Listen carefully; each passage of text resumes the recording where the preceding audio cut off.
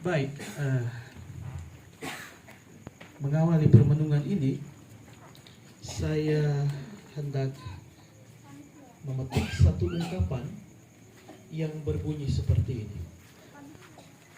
Bukan perpisahan yang kutangisi, melainkan perjumpaan yang kusesali. Sebab mengapa kita mesti berjumpa kalau toh kita harus berpisah? Singkatnya, dalam suatu perjumpaan tidak boleh ada yang namanya perpisahan. Tetapi persoalannya adalah nilai-nilai kehidupan dalam peristiwa perjumpaan hanya bisa kita rengkuh, kita renungkan dalam peristiwa perpisahan. Ya, bisa paham itu ya. Contoh, di saat kita berjumpa dengan seseorang yang begitu peduli dengan kehidupan kita, begitu mengasihi kita, memperhatikan kita, maka perpisahan dengan dia itu mendatangkan kerinduan dan mendesak kita terus-menerus untuk berjumpa dengan dia. Kisah-kisah pengalaman hidup yang tertoreh bersama dia, kita tuturkan kepada sesama. Meskipun hal itu kecil, tetapi kebahagiaan yang kecil itu di saat kita share kepada sesama, dia menjadi suatu kebahagiaan yang besar. Di saat kita berjumpa dengan orang yang dengan tutur kata dan tingkah lakunya itu melukai hati kita, misalnya mantan ya. Misalnya mantan ya. Maka perjumpaan dengan dia kita sesali dan perpisahan bersamanya kita syukuri. Tetapi pengalaman-pengalaman hidup yang kita alami bersamanya itu menjadi satu bentuk pelajaran bagi kita. Pelajaran bagi kita. Agar apa? Agar kita tidak terpeleset kepada kesalahan yang sama. Artinya dalam suatu peristiwa perpisahan, dalam kaitannya dengan dua bentuk perjumpaan ini, baik dalam perjumpaan yang mendatangkan sukacita maupun perjumpaan yang mendatangkan duka cita, kita digiring untuk merefleksikan bagaimana cara kita memandang hidup kita secara baru. Garis bawahi itu kata, memandang hidup dengan cara yang baru. Pasca adalah hidup baru. Pasca adalah hidup baru.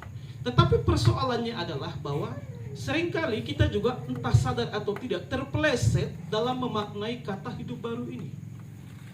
Sekonyong-konyong mendekati pasca, kita ingin agar segala sesuatu yang berada di sekitar kita itu baru.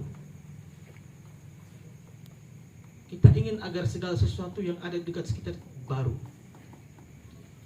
Misalnya contoh, kita ingin agar ada busana yang baru, sepatu yang baru, arloji yang baru, motor yang baru mungkin, mobil yang baru mungkin, rumah yang baru mungkin, pensil alis yang baru mungkin, tahu, lipstick yang baru mungkin, skincare yang baru mungkin.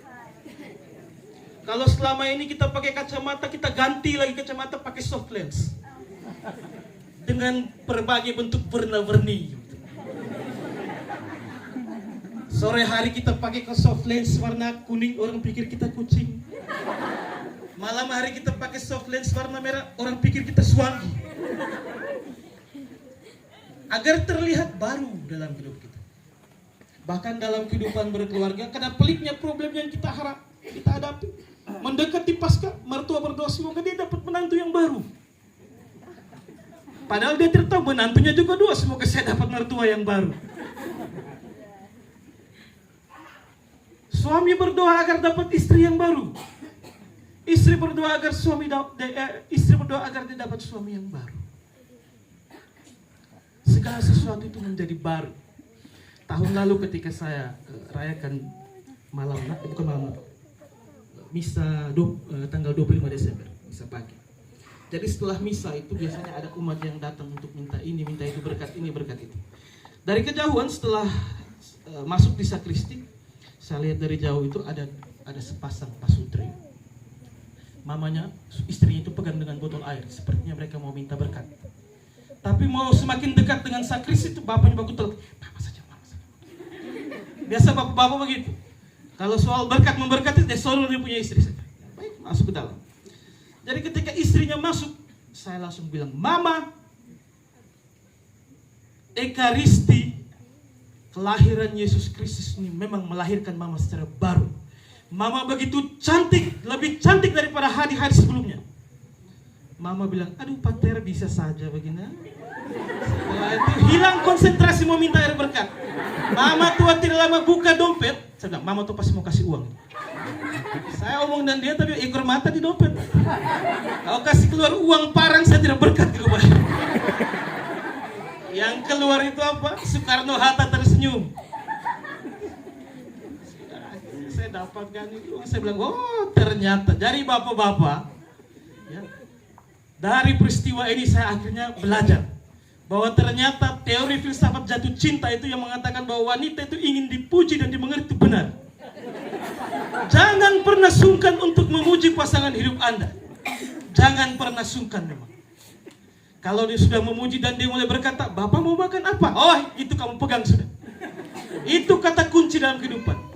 Sayur masak kalau kelebihan garam, bilang enak, jangan bilang tidak. Itu Anda akan mengalami hidup yang baru. Hidup yang baru.